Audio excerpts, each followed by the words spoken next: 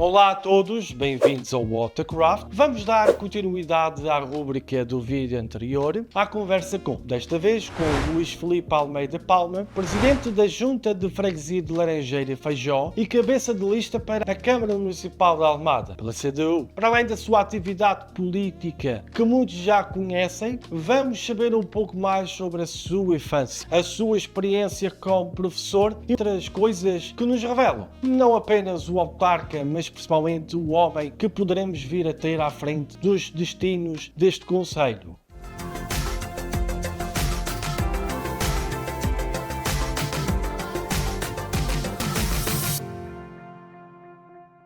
Onde nasceste? Eu agradeço desde já o convite. Bem, eu nasci nesta cidade, nasci em Almada, mas precisamente na maternidade ali da chamada clínica do Alfeite, que fica dentro da base naval de Lisboa e, portanto, na altura, freguesia da Cova da Piedade. Como foi a tua infância, tendo em conta as raízes alentejanas dos teus pais? Sim, é verdade, as minhas raízes são alentejanas. Aliás, eu vim nascer a Almada por 6 meses, o meu pai já cá estava a trabalhar na base naval de Lisboa, o meu pai é da Marinha de Guerra Portuguesa. Os meus pais casaram em 1976 em Beja, na sede de Beja, e por lá ficaram a viver, mas depois quis de facto que o destino, não é? Para quem acredita nessas coisas, que aquilo que se previa que era um nascimento na capital do Baixo Alentejo viesse a ocorrer aqui em no Almada. concelho de Almada. Em relação a esta questão dos teus pais, temos aqui uma pequena surpresa que preparámos para ti. Olá, Luís. Hoje os teus pais resolveram enviar esta simples, mas sentida mensagem para manifestar o quanto te admiramos como filho, pai, amigo e o ser humano que és. Não é fácil. Não pensei o quanto somos melhores a avaliar os outros que os nossos. Mas tu, para nós, és especial. És o nosso filho, és o sentido do nosso viver. Sem a tua existência, tudo seria diferente. És um grande ser humano, possuidor de ótimas qualidades, que muito nos orgulha e admiramos. Honesto, leal, amigo, e mais te diremos. Quando assim queremos desejar-te as maiores felicidades para alcançares os teus objetivos. E estaremos aqui para ti, sempre, de coração aberto. Um grande beijinho dos pais que muito te amam. Qual é a importância dos teus pais na tua vida? As palavras são sempre insuficientes. É natural que diga e que caia no senso comum que a eles devo muito daquilo que sou, naturalmente. Claro. Tento ser o melhor possível. Também se estou neste percurso de vida foi porque, há pouco, falaram nas minhas raízes do Alentejo, nasci cá, como disse. Depois, fruto do meu pai embarcar muitas vezes, que é inerente à sua atividade quando militar, tive o privilégio de poder usufruir de uma infância em liberdade nos campos do Alentejo com a minha família, que estava parte dela envolvida naquilo que ainda era o processo da reforma agrária no Alentejo. Cheguei a trabalhar 15 a 16 horas por dia, entre dia e noite, e a ganhar 15 a 16 mil-réis no tempo da escravidão. E por isso me trouxeram a este local, que fui obrigado eu, mais os meus colegas, a ocupar esta herdade. Estava desprezada completamente. E naturalmente que o convívio com os meus familiares, com os meus avós, com os meus tios, com os meus primos, com toda aquela gente da aldeia, me formaram naturalmente. E depois aqui em Almada, sendo também uma terra muito ligada à indústria naval, onde, aliás, os meus primeiros familiares que vieram para a Almada vieram precisamente trabalhar no Arsenal do Alfeite. E, portanto, sempre pessoas muito envolvidas, de certo modo, embora discretos, mas envolvidos naquilo que é uma atividade de trabalho e que envolve as pessoas e de convivência e de lutas. Naturalmente que o meu percurso não poderia ser muito diferente daquele que é, porque claro, foi naquele percurso que eu convivi. E, obviamente, que os meus pais tiveram uma grande influência, embora eu reconheça que seja muito diferente deles e de muitos outros familiares meus, como disse, claro, eram pessoas que tinham uma atividade discreta, que faziam a vida deles normal, tinham o pensamento deles, e eu sempre de uma forma muito mais ativa. Aliás, como qualquer outra criança, brinquei na rua, não tanto na cidade, mas mais no Alentejo, onde tinha outras possibilidades e outros espaços. Claro, obviamente, jogar à bola, onde todas as crianças desejam ser os melhores. Eu, na altura, a grande referência obviamente que eram os jogadores da época e que eram também eles muito diferentes daqueles de agora, mas sempre tive uma enorme ligação ao desporto, e aqui no movimento associativo foi precisamente aí, enquanto atleta, que comecei no Clube de Instrução e Recreio do Laranjeiro, primeiro na ginástica desportiva e depois mais tarde no Karaté Shotokan. Também pratiquei natação no Clube Sargento da Armada, um clube também daqui, e depois, naturalmente, a minha ligação enquanto dirigente associativo, porque eu acho que, tendo alguma aptidão para atleta, eu acho que fui melhor dirigente, penso eu, do que atleta, porque de facto a minha visão foi sempre mais para a questão da gestão do desporto, que mais tarde depois também tive alguma formação nesse sentido. De todos os desportos que praticaste, qual foi o que mais te envolveu? Eu, pelo Karaté, tenho uma paixão grande e acho que ao mesmo nível está a natação, isto falando nestes desportos. Depois dos últimos que pratiquei, mais ao nível do desporto escolar, e que na altura estava ali numa fase de transição, que era o chamado futebol de salão, depois havia também, aliás, chegou a haver o futebol de salão, o futebol de 5 e o futsal, hoje o futsal, e estávamos ali nos primeiros passos dessas modalidades, que depois acabaram por se fundir o futebol de 5 na Federação Portuguesa de Futebol com o futsal, e a nível do desporto escolar era o que era mais fácil praticar, a semelhança do voleibol e do basquetebol, e eu gostava muito de estar na baliza, e era onde parece que o miúdo tinha algum jeito, mas o caminho não foi tanto por aí. Talvez fosse hoje com os clubes que há aqui no nosso concelho, e que já havia na altura, mas que agora no campo da formação tem outro nível, talvez pudesse ter-se ingrado por aí. Mas deixou-me uma grande sensibilidade para apoiar todos estes miúdos, todos estes treinadores, todas estas pessoas que veem no desporto um veículo de formação de homens e de mulheres, e que temos atingido aqui no nosso concelho níveis muito interessantes, até a nível internacional. Soubemos que tiveste um convite para um importante cargo do Sporting, mas que preferiste ser autarca. Queres falar um pouco sobre o porquê dessa opção? Portanto, eu a minha formação base é professor do primeiro ciclo, fruto também desta experiência, sempre que era possível, os diretores de escolas e de agrupamentos convidavam-me para acompanhar os projetos desportivos, e sim, acompanhei muitos miúdos, inclusive alguns cegos que tinham natação curricular, e portanto ainda bem que eu tinha essa formação, porque senão eles iam ficar à margem deste projeto, e tudo o que era projetos de natação curricular, as equipas de futebol que se organizavam, os torneios, portanto, que aconteciam muitas vezes ao fim de semana, era eu que tomava a responsabilidade por eles, assim como com as equipas de atletismo que participavam nos corta-matos, porque eu dei aulas em Lisboa, numa altura em que Lisboa e a nível do município muitas coisas também estavam em transformação e havia uma grande aposta do desporto a nível do próprio primeiro ciclo, e portanto tínhamos que procurar os diretores dentro daquilo que existia nos seus recursos humanos, quem é que tinha conhecimento para poder agarrar-se a esses projetos. E foi aí de facto que eu desenvolvi uma grande ligação com a formação de base a nível da escola.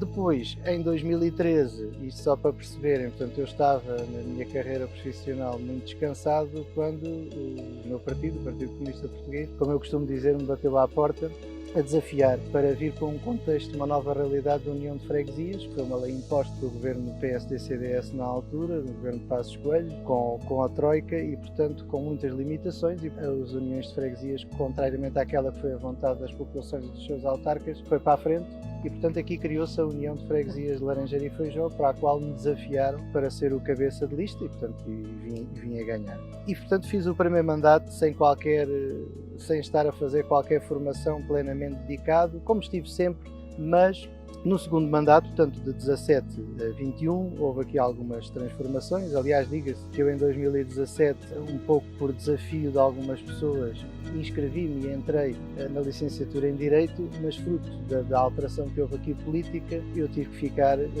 só, completamente dedicado à Junta de Freguesia de Laranjeira e Feijó, nem sequer pude fazer o curso à noite, que era nesse curso que eu estava inscrito. Como não sou pessoa de estar parado, surgiu um convite do ISCTE para fazer a primeira edição, um curso avançado de Administração Municipal. Foi o primeiro, ministrado até por um atual ministro do governo que nós temos no nosso país, e que na altura me disse, bem, mas o que é que está a fazer aqui? Só se tiver outras ambições. Olha, eu neste momento só quero é aprender mais daquilo que sei, porque era um curso de generalidades na área da política, desde a proteção civil ao direito, É sempre às importante. questões de gestão de recursos humanos, novas tecnologias, e portanto fiz essa formação em 2019 e depois o que é que acontece é aquilo que todos nós sabemos, em 2020 fechámos praticamente as nossas vidas devido ao Covid, foi muito exigente, mas não deixaram de surgir oportunidades de formações online e portanto tinha um outro professor do ISCTE que me disse, não, porque é que não começa a fazer esta formação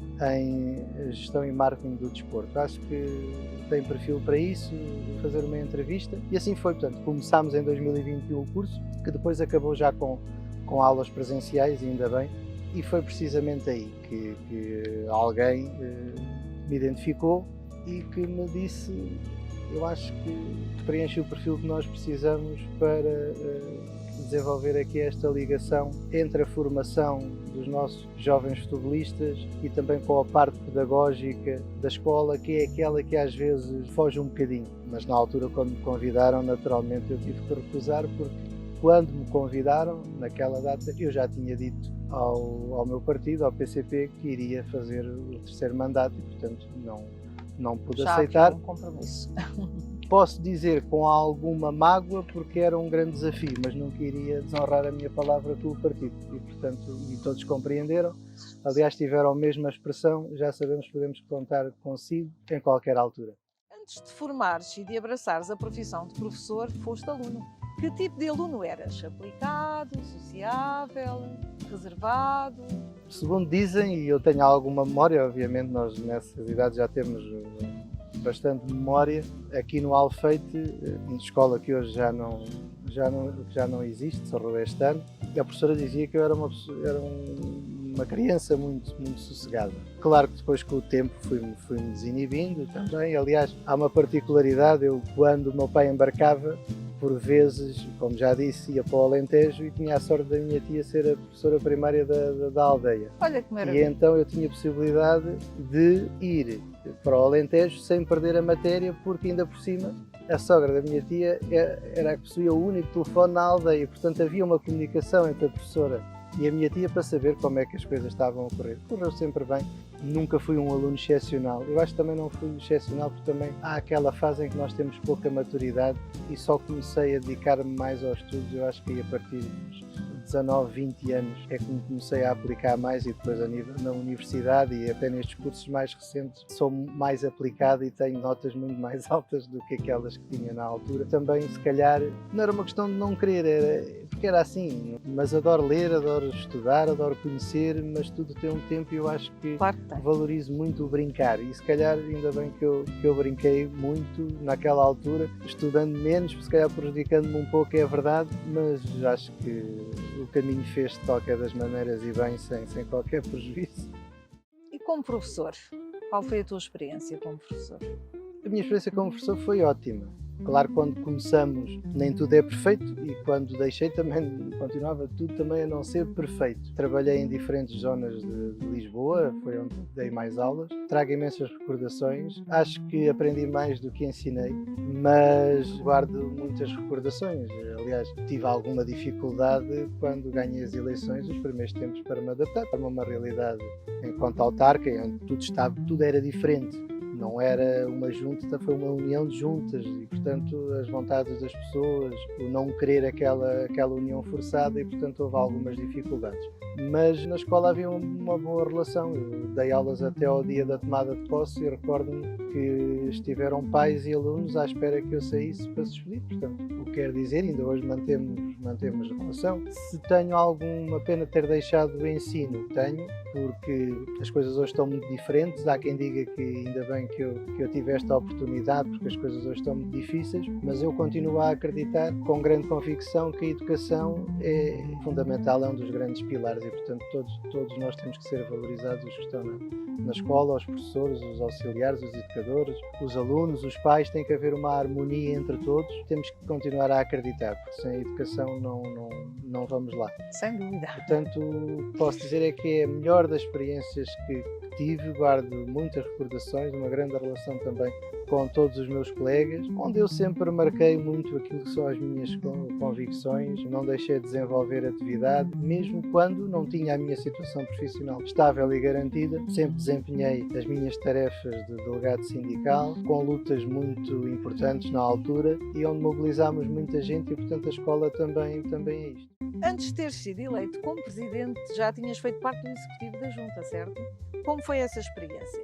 Também não estava à espera, eu estava a dar aulas, fazia parte na altura também do Conselho Municipal de Educação de Lisboa, mas portanto eu era membro da Assembleia de Freguesia, mas houve uma vaga, digamos assim, um eleito que estava no Executivo da Junta que não pôde continuar e, portanto, era eu que estava, digamos, na linha de sucessão, digamos assim, era o eleito que estava mais próximo para poder fazer essa substituição. Falaram comigo, assim que me disseram que eu ia ficar com o desporto e o movimento associativo, não hesitei. Portanto, foi 1 ano e meio ainda de mandato e depois foi aquilo que se sabe, que nós já falámos também.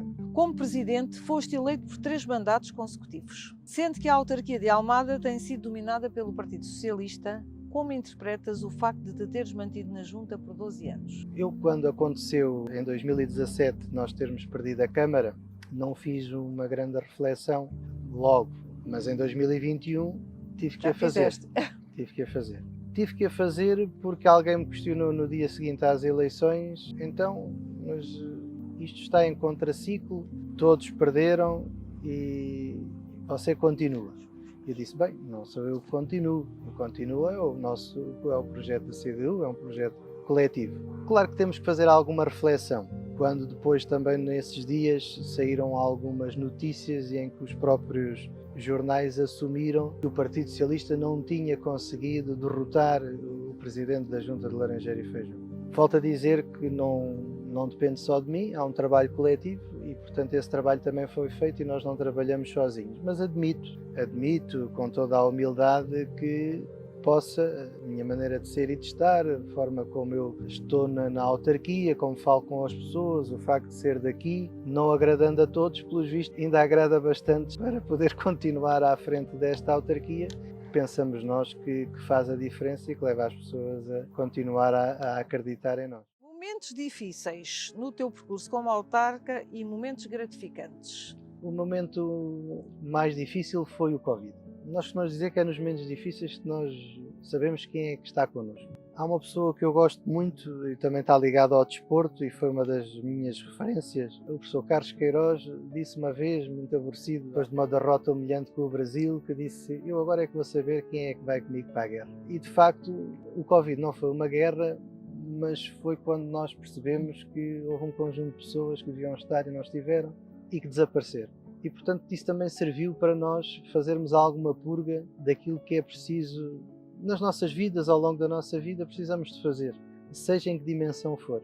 E, portanto, nós ali tivemos que tomar decisões rápidas e, portanto, eu nunca mais me esqueço de estar já um dia muito sossegado em casa, porque era o único, eu e alguns trabalhadores, diga-se, tiveram que estar sempre, principalmente os trabalhadores operacionais que fazem a limpeza, tiveram que manter sempre esses serviços, são serviços permanentes e, portanto, aí também uma palavra de valorização para os trabalhadores que nunca abandonaram o terreno, mas tivemos que nos reinventar. O que é que nós agora temos que fazer? Porque sabemos que há pessoas que estão em casa, que precisam da nossa ajuda e, portanto, desde o contacto com o comércio local para ir levar as compras à casa das pessoas, a criarmos uma plataforma de entrega de medicamentos, portanto um trabalho que se fez de contacto com todas as farmácias a nível da freguesia. No nosso caso, creio que depois outros também replicaram esta boa prática. Foi algo que nos fez crescer muito, não é? Porque nós não tínhamos nada, não tínhamos máscaras, as primeiras máscaras que chegaram foi para os centros de dia, para os nossos idosos que lá estavam nos lares, foi para os trabalhadores e, portanto, nunca apanhei Covid nesse período. Portanto, parecia que havia aqui qualquer coisa divina, se alguém acredita, eu acredito em parte, Estava a proteger. que estava a proteger. E, portanto,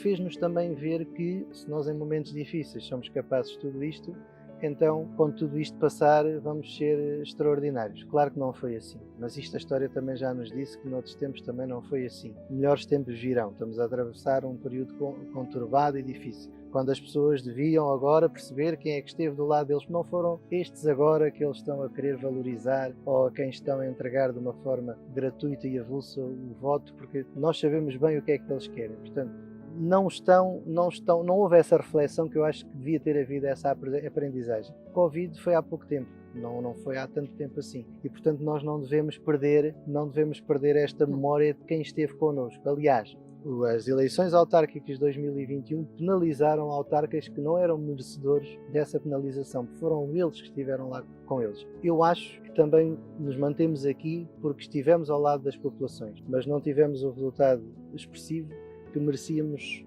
ter, porque fomos nós que andámos no terreno, fomos nós que nos preocupámos com as pessoas e não outros que desapareceram e que entretanto agora sentem-se mais confortáveis para vir fazer aquele trabalho que nós estamos agora a ver e com o qual nós estamos absolutamente contra e que iremos combater até à nossa última energia. Sabemos que tens um orçamento bastante limitado na Junta, mas nunca deixaste de honrar os teus compromissos nem de realizar os eventos programados. Como fazes para gerir estas limitações? Olha, é como nas nossas casas, nós às vezes queríamos ter muito mais do que aquilo que temos, mas aqui aquilo que reivindicamos é aquilo que entendemos que é justo para as populações. E, portanto, os orçamentos de hoje de uma junta de freguesia como a nossa, aliás, e todas aqui neste Concelho de Almada, estão muito abaixo daquilo que as freguesias deveriam ter. As populações aumentaram, as realidades são outras, as necessidades são muitas e, portanto, devem ser reajustados os orçamentos àquilo que é uma realidade de uma área metropolitana como é a de Lisboa. E nós não podemos ter a mesma capacidade que outras juntas aqui à nossa volta têm, e quando eu falo de outras juntas à nossa volta, até falo de juntas do Concelho de Lisboa ou do Concelho da Amadora, que têm orçamentos muito mais volumosos e que lhes permite fazer muito mais. Nós também faríamos. Daríamos muito mais apoio ao nosso movimento associativo, mais apoio às nossas escolas, fazíamos muitos mais passeios sénior, investíamos mais em trabalhadores e em recursos materiais e, portanto, não podemos estar, quando se presta um serviço público, deve ser valorizado.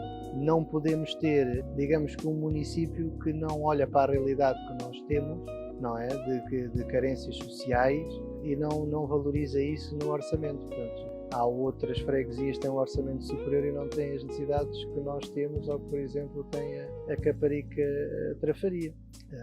E digo isto porque são duas freguesias, quer em termos de juventude, de idosos, necessidades sociais, são das freguesias que têm mais semelhanças. E, portanto, tudo isto tem que ser visto e não pode, claro, que obviamente que eu refiro que ao município, porque é quem está mais próximo, mas também tem que ser visto a nível central, porque também vêm verbas do Estado Central para as autarquias. E, portanto, não podemos ter aqui autarquias de primeira e autarquias de segunda, quando as necessidades numa área metropolitana são próximas. Nós temos hoje autarquias em Lisboa, juntas de freguesia, que estão a construir habitação social, quando nós aqui, por exemplo, o município não está a conseguir fazer. Portanto, há aqui qualquer coisa que tem que ser olhada a sério, porque é de pessoas que nós estamos a falar e são de vidas que nós estamos a falar. E, portanto, é difícil gerir um orçamento, mas vamos conseguir. Temos contas transparentes e não fazemos tanto quanto desejaríamos, mas fazemos aquilo que nos é possível fazer. Ninguém nos pode acusar de nós termos verba e não fazermos. A verba está lá, ela é aplicada. Se mais tivéssemos, mais faríamos. Na qualidade de candidata à presidência da Câmara Municipal de Almada pela CDU, quais são as tuas expectativas em relação ao futuro do Concelho? O futuro do nosso Concelho vai passar enormes dificuldades e é preciso que haja efetivamente uma mudança e é por isso que nós nos propomos esta mudança. Não é uma questão de capricho nem de vaidade, porque o trabalho é tanto que não há tempo para isso e, portanto, se a população, como nós desejamos, confiar em nós os destinos desta autarquia, desta Câmara Municipal, temos muito trabalho pela frente. Nós não temos nenhuma varinha mágica, não estamos a prometer às pessoas que vamos resolver tudo. Há uma coisa que as pessoas podem ter garantia, é que nós iremos aplicar todas as nossas energias, todo o nosso compromisso naquilo que é preciso fazer nesta cidade, mas não vamos conseguir fazer tudo de repente. Há necessidades a nível da habitação, nós temos esse levantamento feito, queremos fazer um grande investimento. Claro que este investimento não depende só do município, o município pode liderar um processo, mas depende do Estado Central. Há equipamentos culturais, desportivos,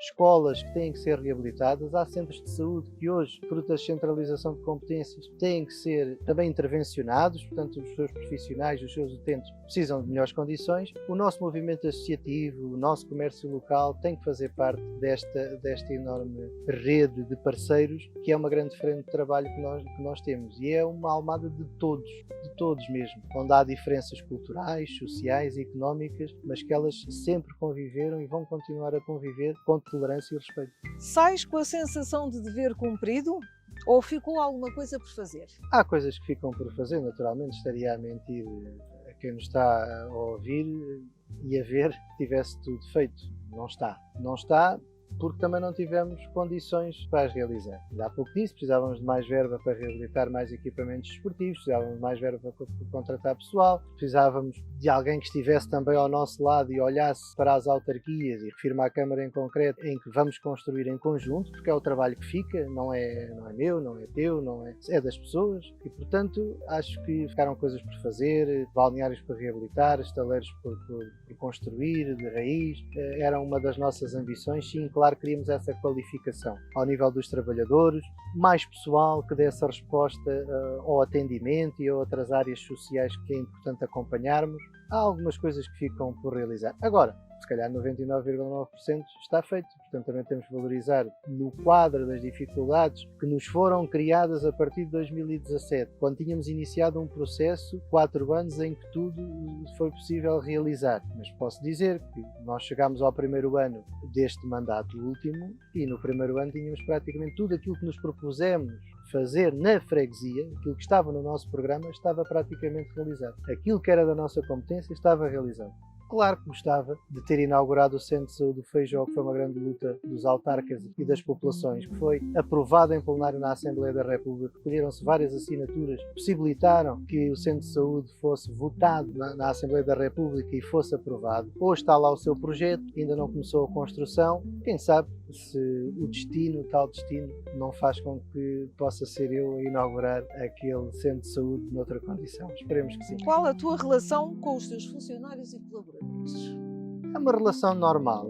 Aliás, há bocado quando me perguntaste como é que era a minha relação enquanto professor, eu sou uma pessoa muito da liberdade e dou muita liberdade às pessoas e trabalho nessa liberdade. Para mim às vezes é difícil, principalmente quando há muita proximidade, e isso acontecia com os meus alunos e acontece também com os trabalhadores, portanto estes níveis são muito próximos e portanto uma vez ou outra tive que se calhar aborrecer-me um pouco, se calhar como em tudo nós não fazemos tudo correto, às vezes a nossa disponibilidade mental é pouca porque há muita coisa e está muito centralizado numa pessoa só. É outra das coisas que estas autarquias têm que ver de futuro, que não pode estar, tem que ter recursos humanos técnicos, mas também tem que ter mais autarcas a tempo inteiro e portanto se calhar houve alguns momentos nem sempre correu bem, mas na generalidade tenho uma boa relação com os trabalhadores, mas isso eles poderão dizer melhor do que eu. Isto falar em causa própria torna-se sempre mais difícil, mas creio que na globalidade é positivo.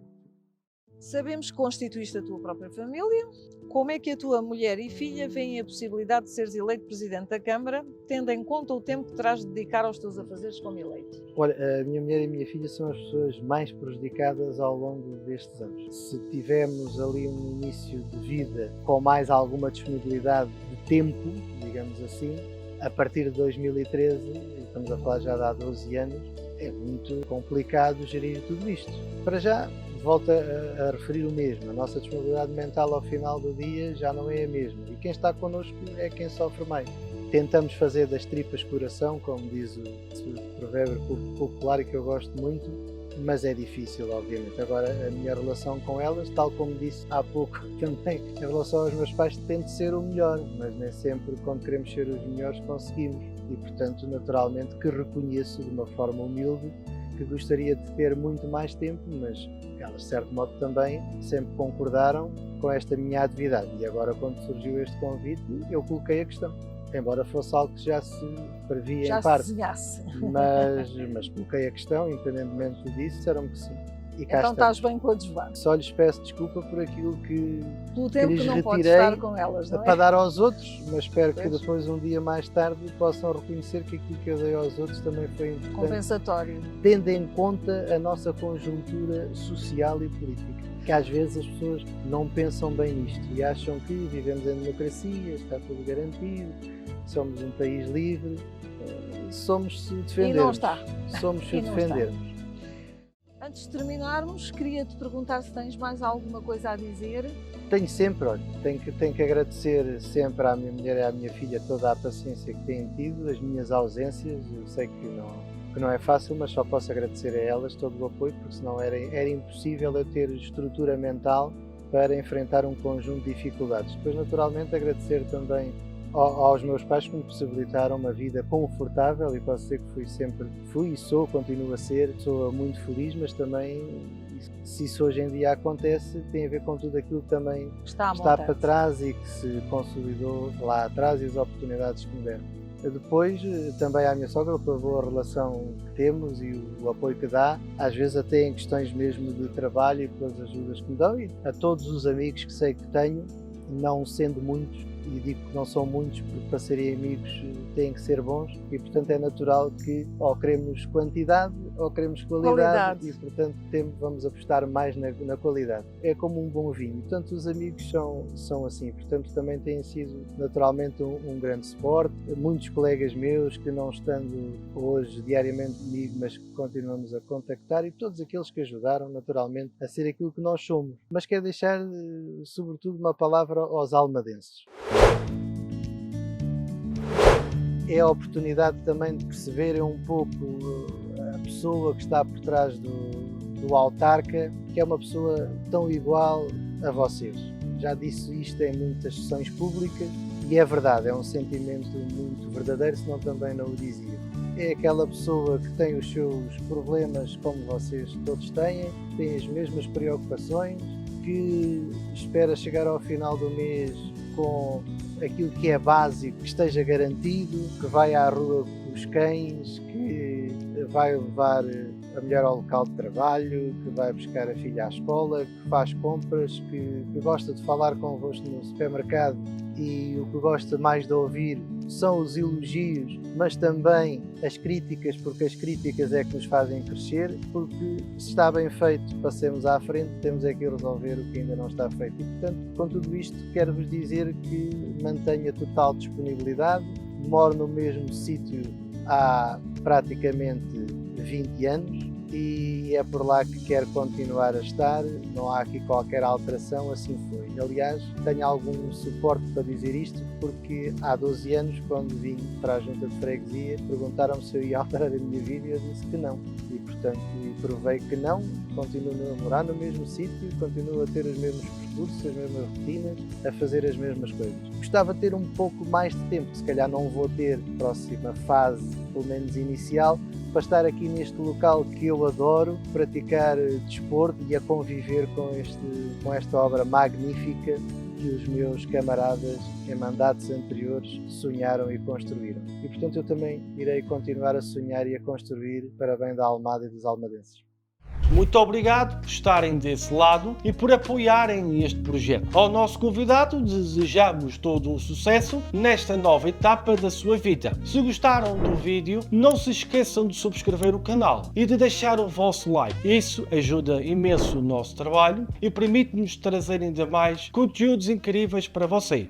Ativem o sininho para não perderem nenhuma novidade.